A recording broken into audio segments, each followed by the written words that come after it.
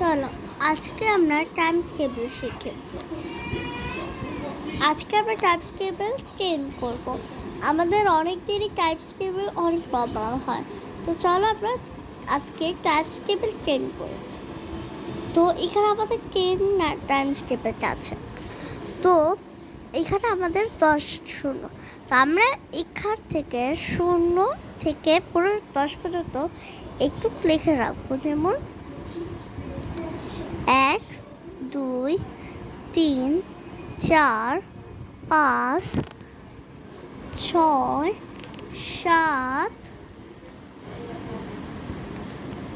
8 9